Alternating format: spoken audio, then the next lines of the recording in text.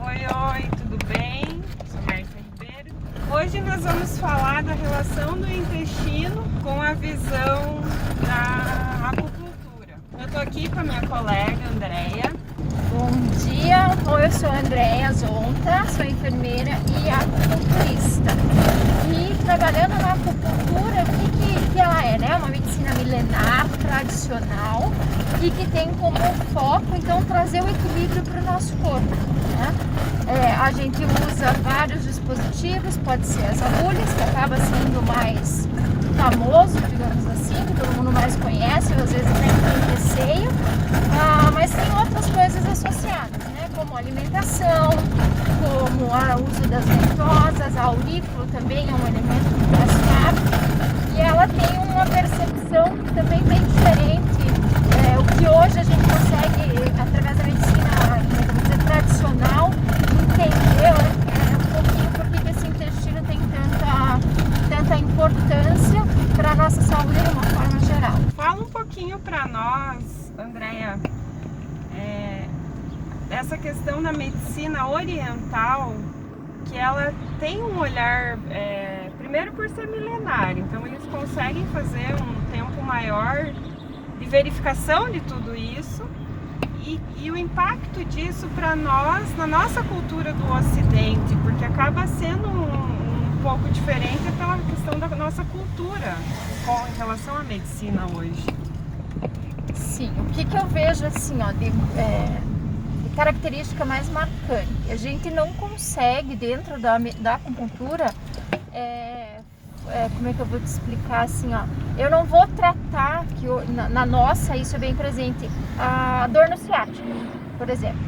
Não tem como, o pensamento é diferente. Eu tenho até, se você for fazer uma sessão, você vai ver que a pessoa vai te perguntar uma outra coisa, para daí ela conseguir construir o teu diagnóstico, porque essa dor, ela pode ter relação com um monte de coisas, né? Ela não é só uma questão física, né? A gente hoje já tem várias comprovações dessa questão emocional. Então, na visão da acupuntura, é tudo um ciclo. A gente trabalha lá com uma questão de elementos, né? Onde é algo que está, um coração, por exemplo, uma questão relacionada ao coração, uma ansiedade, ela vai fazer uma rede de efeitos nesse organismo, nessa pessoa. Então é nesse sentido que ela é muito mais ampla e ela não consegue focar. Eu não consigo trabalhar especificamente ali. Eu tenho que olhar aquele indivíduo que está ali de uma forma ampla, né? Em todos os seus aspectos, seja ele o físico, né? O que tem de manifestação física e o emocional que está interferindo também, né? Essa anamnese vai ser bem mais detalhada, seria um ponto já bem diferente.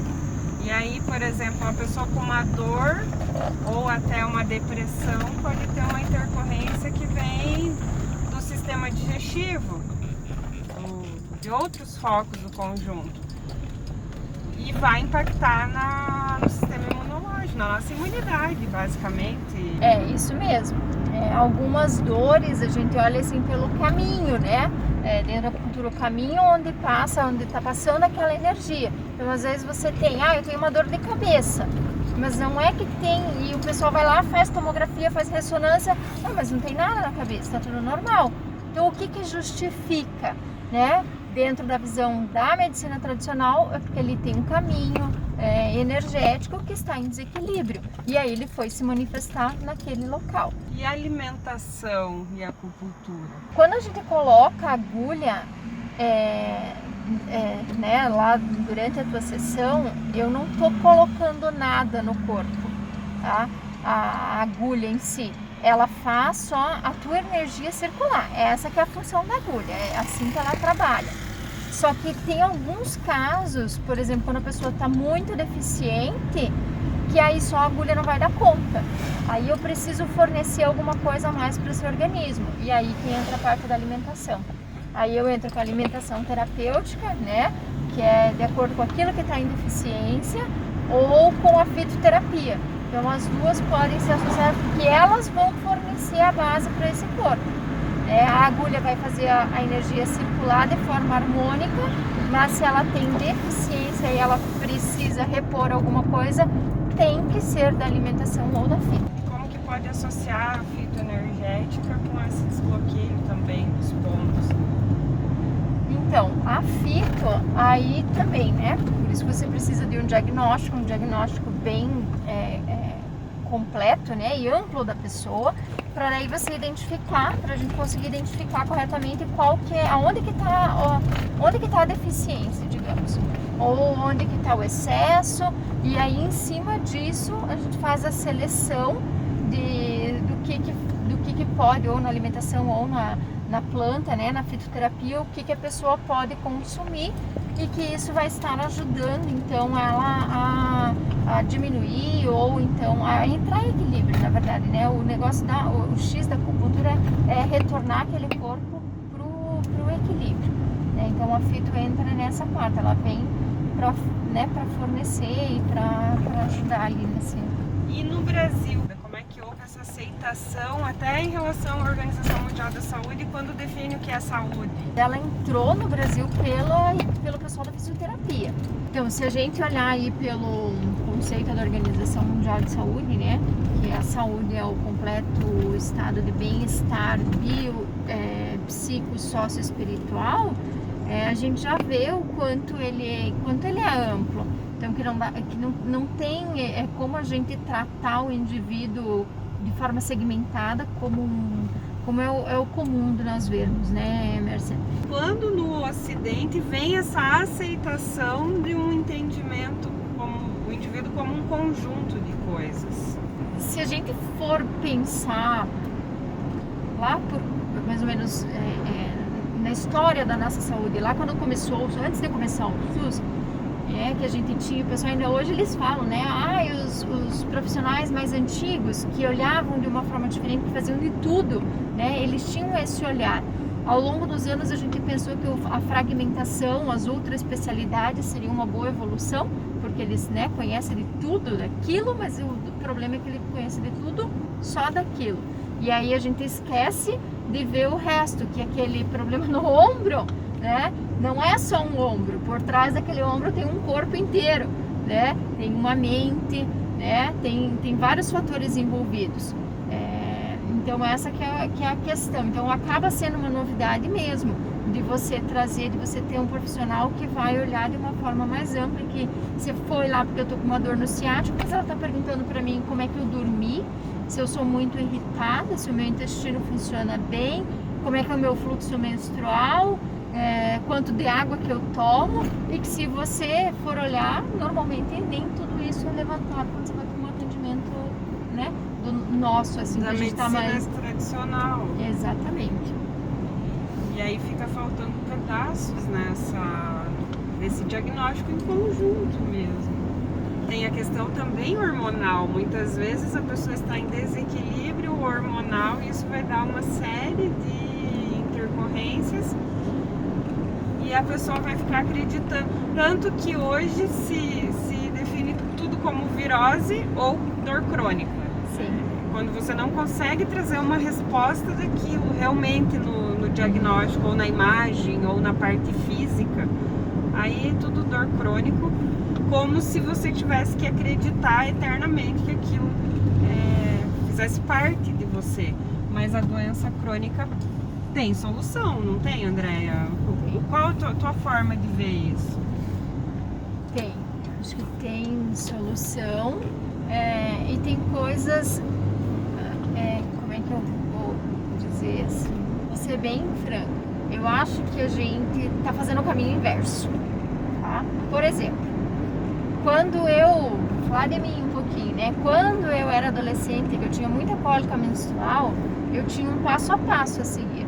Então, se eu tinha cólica, primeiro eu fazia uma bolsinha de água quente. Se a cólica não passava com a bolsinha de água quente, eu fazia um chá. Se a cólica não passava com o chá, eu tomava uma medicação, tá? Porque eu já tinha tentado outro arsenal terapêutico, né? Que o negócio estava feio mesmo, aí eu fazia uso. Hoje a gente faz o inverso, né? A gente vai para o medicamento, né? E às vezes a gente acaba recebendo pessoas que estão tomando 4, 5 medicamentos, né? Há anos, né? Muito tempo. Você fala assim, isso aí é crônico, você não tem o que fazer, toma essa lista aqui, um de manhã, um de tarde, um de noite, e aí alguém sugere, né? Como, já que não está resolvendo, tenta ir para para uma terapia. Às vezes com a terapia você consegue reduzir a quantidade, você consegue reduzir o limiar de dor, diminuir a intensidade. Então a gente tem efeitos maravilhosos com qualquer uma das, né, com várias terapias aí você tem. Não sei se você viu, teve não foi uma experiência assim, eles colocaram num hospital em Curitiba, eles inseriram reiki, tá? E eu achei sensacional o relato dos profissionais lá de dentro. Então tinha, assim, né, várias coisas maravilhosas. Estava prescrito reiki, né? Então o paciente está lá internado com uma fratura de fêmur, prescrição reiki. E aí o que eles observaram? Em pouco tempo que a terapia estava instituída como, né, fazendo parte da terapêutica, diminuiu a dor, diminuiu a quantidade de medicamentos que eles tomavam, tá? Melhora assim no humor mesmo dos pacientes, né, na aceitação daquele processo pelo qual eles estão passando. E como eu falei, se diminuiu a dor, diminuiu a quantidade de medicamentos. A gente sabe que não sou contra medicamentos, mas eu acho que tudo tem que ter um limite, né? E aí se você consegue diminuir, é menos lesão para o teu corpo no final das contas, né? Vem uma banalização, inclusive dos antibióticos, que foi uma coisa que nós tornamos como algo, vou tomar um antibiótico, e aí o organismo não consegue mais reagir. Não. E isso, nesse momento que a gente precisa ter uma imunidade que garanta uma estabilidade. Eu sempre fui uma pessoa de muitas gripes. Hoje a gente não pode se permitir ter uma pequena gripe, porque você começa a espirrar, vão achar que você está com algo mais grave. Então eu percebo que nesse último ano, em função de tudo isso que nós estamos vivendo, o meu próprio organismo se condicionou a não aceitar nenhum tipo de vírus, menos, por mínimo que seja esse vírus, por menor que seja uma gripe corriqueira. Porque a gente não quer mais ter o risco de, você tá com o C19, né? E aí realmente a sobrecarga medicamentosa está interferindo nesse paciente que é internado. Acaba que ele não vai ter uma resposta boa, porque aí já veio de muita medicação, já tinha uma alimentação que já não era aquela ideal, e aí caiu no hospital. Infelizmente o risco de morte está alto, né? Até com a tua experiência de atendimento no sistema público de saúde, você deve ter essa observação, não tão de números, mas de verificação, né? Assim, eu vou ser bem franca, né? Eu acho o antibiótico uma grande evolução, se a gente for olhar também historicamente o quanto a gente ganhou em sobrevida com o uso de antibiótico. Sensacional. Mas ele tem hora e momento para você usar. Não é pra gente tomar antibiótico. Muita gente vem, eu tô com uma dor de garganta, eu quero uma benzetacil, porque eu tomo uma benzetacil, amanhã eu tô bom. Tá, mas o que isso vai ter? Aí você vai me falar, o que o antibiótico faz? Vamos pensar ali, só no intestino, o que ele faz ali? Ele detona com tudo, porque ele não vai pegar só, não vai destruir só aquele que tá lá na tua garganta. Ele vai fazer uma limpa. E aí junto ele vai tirar aquilo que é bom pra você, né? E aí a pessoa fica tomando por qualquer coisa, toma uma benzetacil, toma azitromicina, não sei o que, toma uma azitromicina, né? Por qualquer coisa, e aí quando ele precisa, primeiro, não vai funcionar, porque ele já se tornou resistente, tá? Quem ficou ali se tornou resistente. Segundo, aí você destruiu a tua flora, que é quem vai te ajudar a absorver, né? Vai absorver não só o próprio medicamento, mas também vai ajudar a absorver nutrientes, né? E aí você vira daí tu vai virando um ciclo vicioso, né? Porque onde um vai desencadeando, vai interferindo em outro. E se você não absorve, a tua imunidade baixa. Se você não, né? Você até consome, mas eu como bem, mas o teu intestino não consegue captar, né? E aí não resolve. Então eu acho que é uma grande evolução, mas a gente tem que perder esse conceito de qualquer coisa um antibiótico, né? Porque talvez não seja o não é o mais indicado naquele momento, né? Eu fiz uma febre ontem, tá com antibiótico, né? E vira uma cultura do medicamento. E eu também sou aquela que defendo o medicamento, com certeza, é muito importante. Tem momentos que nós precisamos efetivamente tomar o remédio, mas não tendo uma mensalidade na farmácia. Chega a virar uma mensalidade, está lá todo mês. E realmente essa questão da microbiota intestinal eu sempre digo que foi banalizada, porque se a gente pensar o que é flora, flora é uma pequena vegetação em volta de um pequeno rio. Então pode ter flora numa propriedade pequena. Agora, quando eu falo em microbioma, o microbioma é a Amazônia, por exemplo. Lá tem 1 bilhão de diversidades de muitas coisas. E o nosso intestino é esse lugar, onde tem um microbioma. Só que esse microbioma, ele pode não estar bem. Então não é porque há esse potencial dos neurônios, dos micro-organismos que nós queremos, que tenha bons micro-organismos.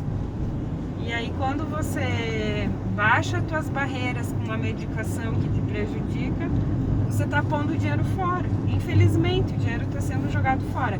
E aí o efeito é muito mais emocional, porque tem muitas pessoas que se consolam, né, quando tomam uma injeção ou quando tomam um comprimido, mesmo que muitas vezes aquele comprimido nem faça efeito, mas vira um efeito placebo, porque a pessoa se consola ao fazer aquele consumo. Não é à toa que somos líderes em venda de medicamento no mundo. Né? Você nunca viu farmácia fechando? Foi uma cultura. E assim, tem a ver, inclusive, se a gente for expandir um pouco o assunto, tem a ver com a questão de nós sermos um país subdesenvolvido, porque aí somos ignorantes, de desconhecimento mesmo, né? Ignoramos a possibilidade de ter novos recursos, novos métodos, e aí acabamos acreditando na indústria que está ali com uma propaganda muito grande por trás. Eu não consigo dissociar as coisas, acaba que eu acabo fazendo esse conjunto. Por quê? Porque hoje a gente, das 7 equipes, vai sair uma vencedora e às vezes o parâmetro de medida e de peso não necessariamente vai comprovar que seja uma saúde plena.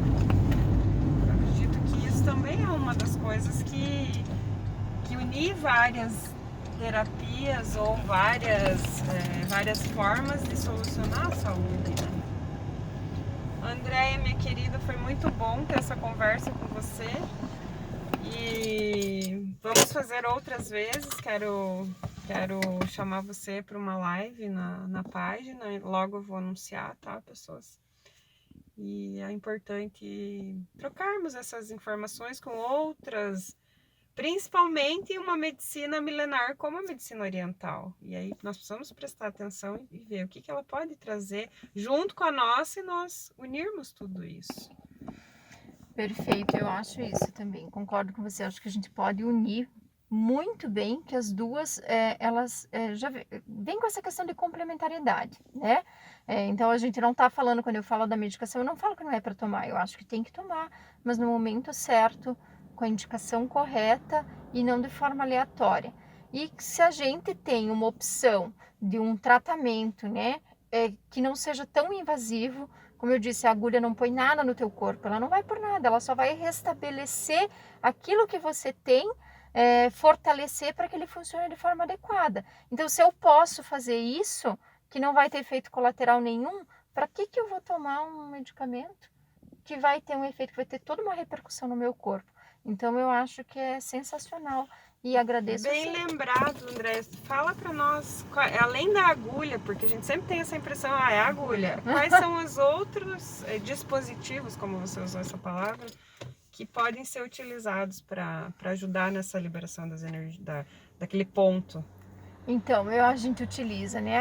A Mércia já comentou a agulha, né? Que é o mais tradicional, mas você pode usar a estimulação manual, né? Conhecendo ali a localização dos pontos, tem alguns pontos que são bem fáceis de localizar, você pode fazer o estímulo com o teu dedo, com o dedo ou até com uma canetinha mesmo, você pode estimular alguns pontos. Eu gosto de usar também tem a pastilhinha, né? O Stipper, uma pastilhinha de silício, coloca sobre o ponto, ela vai fazer o equilíbrio energético. Às vezes até uma sementinha, aquela que a gente coloca na orelha, dentro da aurícula, você pode colocar no ponto para estimular, tá? Outras coisas que a gente pode estar utilizando, tem uma técnica que chama gua sha, que é uma raspagem, né? Aí você pega uma pedra mesmo e daí vai fazer uma raspagem meridiana, mas aí já é um pouquinho mais profunda, né? Mas a gente pode utilizar em casa, por exemplo, a acupressão, né? Dependendo do que você tem, conhece lá, conhecendo alguns pontos, você pode fazer o tratamento em casa e ele tem um ótimo resultado também. Dependendo da localização, vai ter que fazer um pouquinho mais profundo, né? Ainda temos a ventosa, temos a moxa, né? Que você pode utilizar, é bastante utilizada aí nessa questão de imunidade, das dores e processos inflamatórios, né? Ela é fantástica, né? Tem algumas questões bem características dela, né? Ela tem um odor bem presente, mas inclusive para nós mulheres a moxa é sensacional, é a erva feminina, né? Porque a mulher é mais recolhida, mais yin, e a moxa ela vem com energia yang, então ela dá uma fortalecida ali, dá um upgrade. Mas você inala ou você consome mesmo ela líquida? Faz a infusão? O pessoal tem aqui, tem artemisia, né? Porque a moxa é da erva artemisia, então pode fazer chá, mas ela tem um óleo essencial, tu pode usar o óleo. E eu gosto, né? No consultório eu uso ela prensada, que é a erva prensada, é um charuto, né? E aí você acende e faz aquecimento no local, no ponto onde eu quero trabalhar, então eu uso, faz o aquecimento ali. Aí eu tenho dois efeitos combinados, né? Nesse caso, do calor, né, aquecimento, e o da planta mesmo, que vai liberar ali o produto artemisina e vai aquecer o local, tá? Então ela é bem Interessante, essa eu não conhecia, assim, vejo às vezes que você posta, mas não conhecia. Eu tenho o testemunho de que eu tava com muita dor, fiz uma sessão com o André, tenho que ir lá de novo até, e foi maravilhoso, as minhas dores realmente, daqueles dias, simplesmente desapareceram. E que é a dor localizada, né? E isso é muito bom, achei muito, muito bom. E olha, mais uma coisa que tem a ver, tanto a questão da artemisa de inalar, então, ingerir, e até próximo, né, do corpo. É muito bom, muita coisa legal que a gente pode estar falando. Então, se você acha que esse conteúdo tem sentido, se você acha que vale a pena ouvir isso que nós estamos falando, vai lá, dê um like, ative o sininho e pode passar a tua página, teu Instagram, Andréia, também para nós. O meu Instagram é acupuntura Andréia Zonta e no Face tá como auriculoterapia.